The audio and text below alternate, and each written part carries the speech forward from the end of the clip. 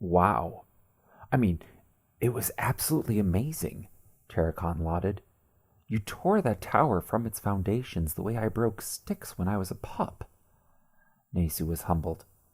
You can watch the soldiers use magic on the playing field like a weapon, Terracon continued. They try to hit with it.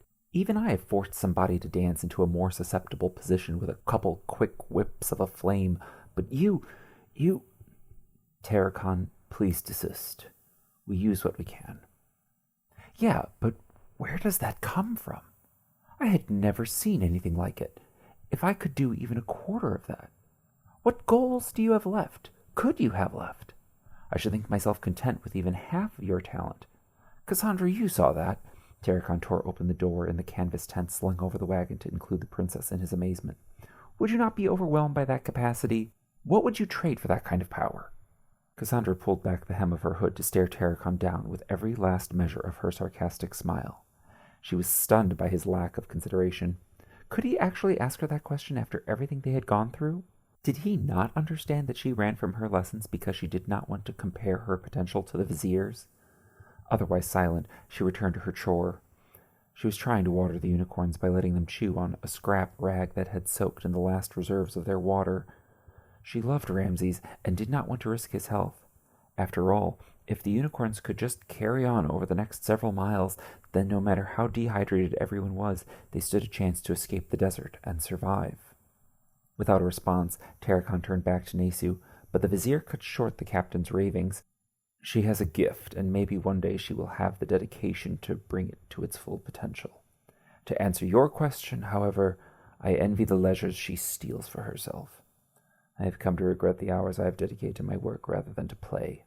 My meditations tell me to be content with my experiences, yet every day I wish for the sweet taste of innovation, for that fresh breath of a new idea to whisk into the crypt of notions that is my mind.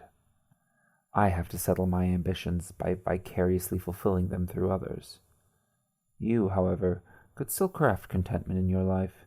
You still have the youth to create a happy end.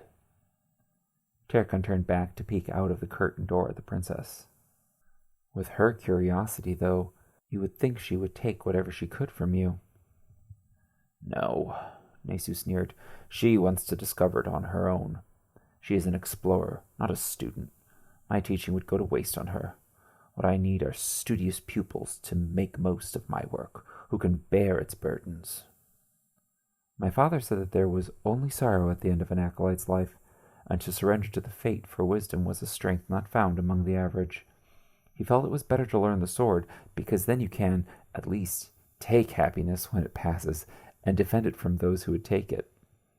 I have learned the sword, but I wonder if I could dedicate myself to something more. Nesu was stirred by the aspiration in Terracon's tone, and sighed deeply to collect himself. Their conversation was cut by Draco's moan, low and tortured. Cassandra, Terracon hailed, come quick. The princess burst through the curtain, crawled over the tailgate onto the wagon to seat herself beside her brother. The unicorns had needed the water more than Draco needed a bath, so the blood was still crusted across his skin. His sleep was restless, however, and the crust was cracked and chipped around his joints. Cassandra had managed before to coo him to sleep, and for the past few hours he had slumbered silent and still.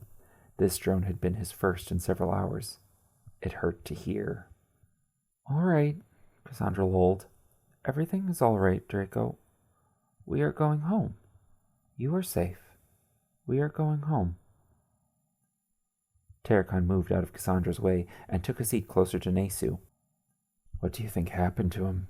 He whispered to the vizier so as not to interrupt Cassandra.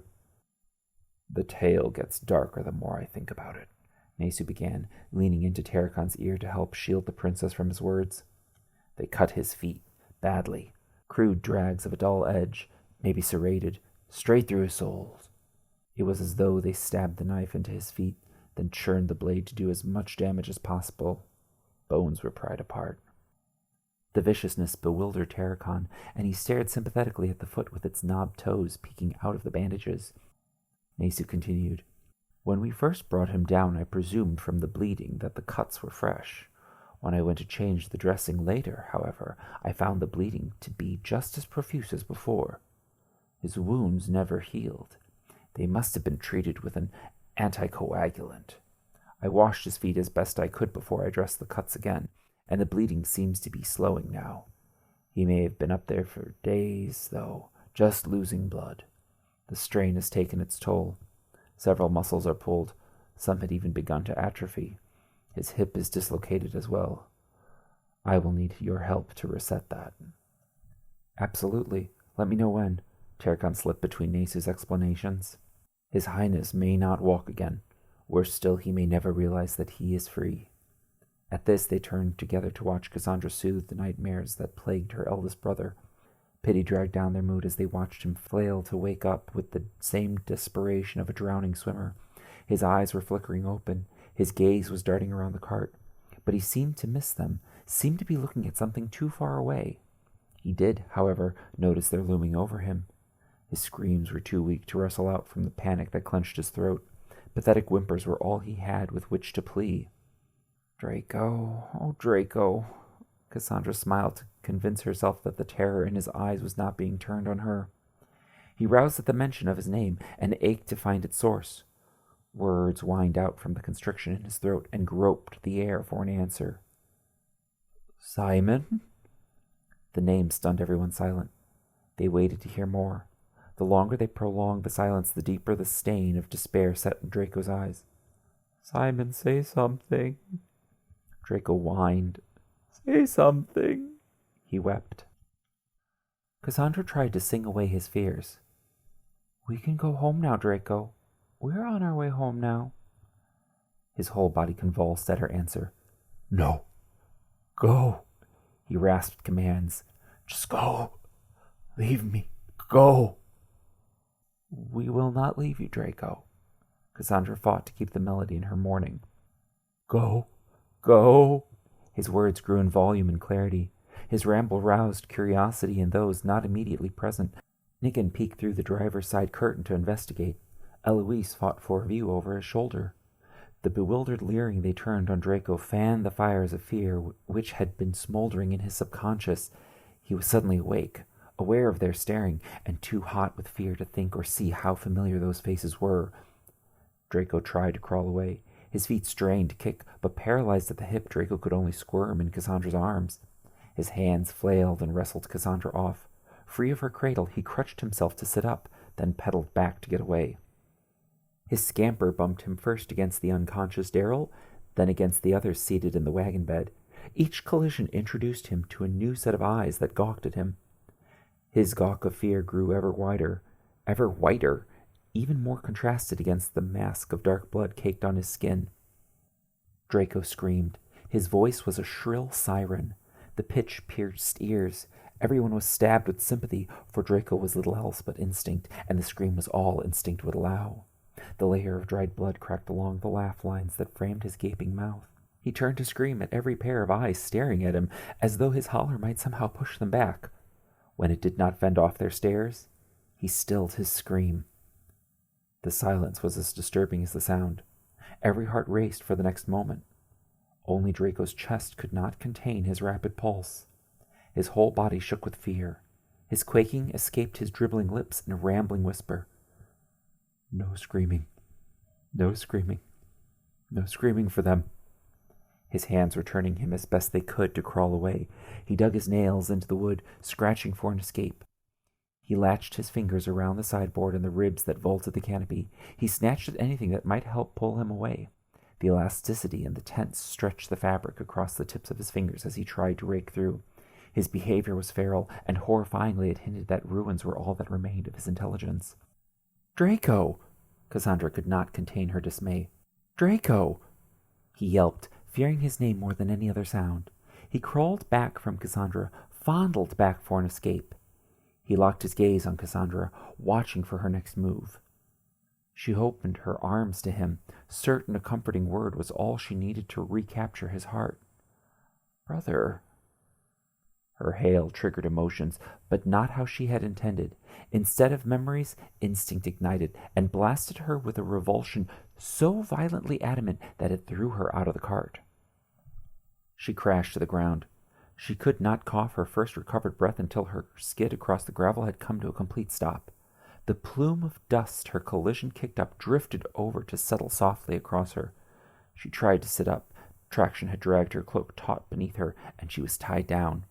She unlatched the clasp, let the fabric fall from her badly scraped shoulders, and slowly peeled herself to sit up and see what had happened. The tent draped over the wagon was torn from the ribs, flipped back, and dangled limp over the driver's bench. The unicorns were startled and had tried to trot off, but could not coordinate themselves without a driver. The cart did not move far or fast. Terracon and Nesu were, meanwhile, wrestling to be the first off of the cart. Terracon in a rush to Cassandra's side, and Nesu in a hurry to stop Draco from falling over the wagon sideboard. The thrown-back cover had revealed sunlight, sand, and freedom. The heat of the sun fired Draco's instinct to run, but reason and pain were fighting for control over his muscles. Sleep and atrophy refused him the use of his limbs. Torn tendons inhibited others. The shifting of his loose hip punched and prodded within him, beating him into an ever greater need to escape the abuse. Shaking arms pulled him up the wagon's ribs to the sideboard, but paralyzed feet would not support his weight. He slipped once, then tried again to throw himself overboard. Nesu could not catch him. Draco wailed loud and long as he landed painfully on the hard, hot sand. Desperation overpowered the pain, however, and he began to crawl away. Every pant was screamed, a gasping escape made to a ghastly rhythm. Without his cloak, Nesu's back was bare to bake beneath the desert sun. Draco, dehydrated, exhausted, and still naked, was at even greater risk from this stunt. They all needed shelter, and quickly.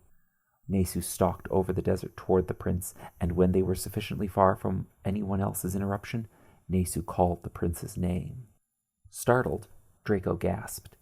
Shock tripped him and rolled him over. He threw his hand up defensively before him. With instinct as his only sense of identity, Draco could not hide how much he abhorred the sound. Too distracted in his escape, Draco discerned no target, but instead washed an entire swath of desert with a sense of self-loathing sufficient to inspire suicide, a conviction of uselessness so certain that the guilty insisted on sparing the world its further existence. The sand, ashamed of what it was, excused itself from Draco's presence. Nesu was not so quickly deterred. A gauntlet of emotions was suffered before an outlet from Draco's disgust was stumbled upon. Draco's instinctive outburst pierced and punctured Nesu's self-image. Lies would no longer mend the faults in the vizier's identity, from which now bled nagging truths. To keep his sanity and his footing, Nesu would have to withstand the swell of emotions. His collapsing worth was crutched on resilient promises to amend. Acceptance drained the emotions that overcame him as remorseful tears, which leapt from his cheeks to end with suicidal passion their dire existence. Sorry. Nesu was moved to mumble, but would be moved no further. Guilt was vented through confession and thrown away in place of the vizier.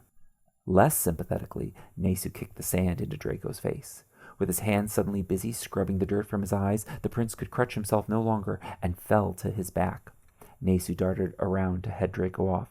It had been a cruel tactic, but well timed. Draco's frenzied screams filled the air, blindly hurling curses to where he had last seen the vizier standing. The already white sand blanched into invisibility at the indecency of the insults. Could life have existed there, it would have shriveled and died for shame.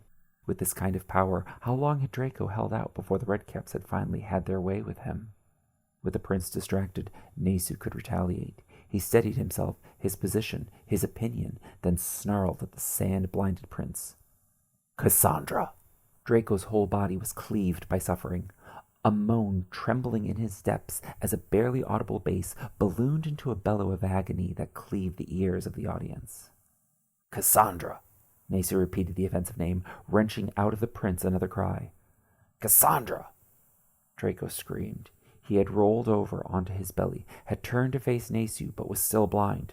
Cassandra! No! A word rumbled in place of a scream. Cassandra! Where is Cassandra? Nesu would not abandon this berating. No! Draco cried. No! Draco collapsed into a miserable pile. No, no! He whimpered into the sand. Do not, no! Draco was too dehydrated for tears, and sand-crusted hands could do nothing to wipe clean his eyes. Flickering eyelids could only steal glimpses of a looming man's silhouette backlit by the setting sun. Tawesh! Tawesh!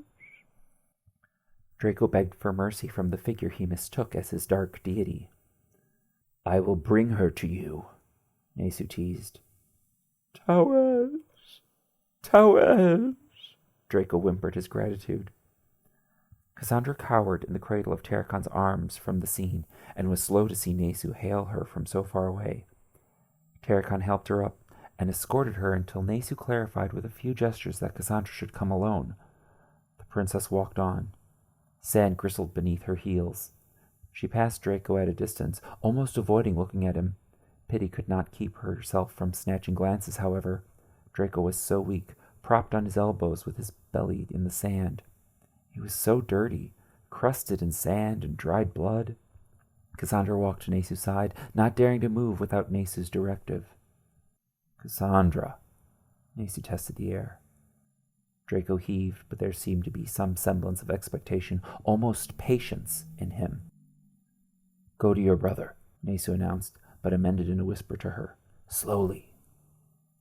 Sand-stung eyes noticed the second silhouette's approach, and Draco flickered his eyes to clean them for better sight. Backlit by the sun, he could discern no features until her shadow was cast over him. In its relative darkness he could see the line of her chin, their same nose, the sun's radiance glinting in her hair.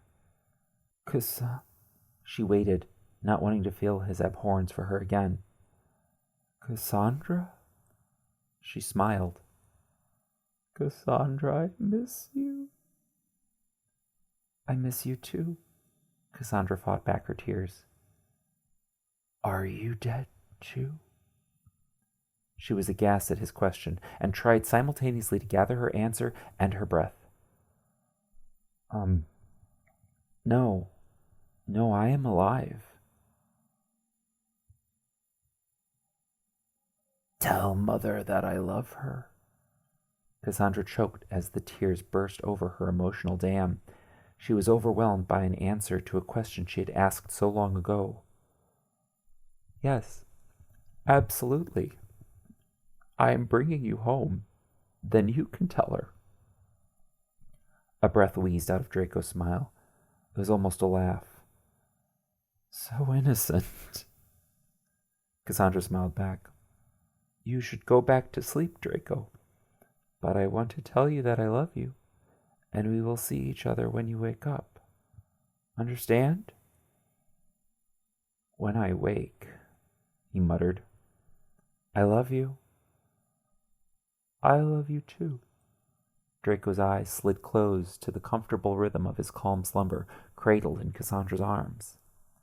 Nesu came up behind Cassandra, and she had to know. Is he going to make it? Let us get him back to the wagon. Tarakon will help me reset his hip. You can let him suckle on that rag you used to water the unicorns, and we will keep going at sundown. Is he going to make it, Nesu? Nesu took a moment to phrase his answer. He has as good a chance as the rest of us.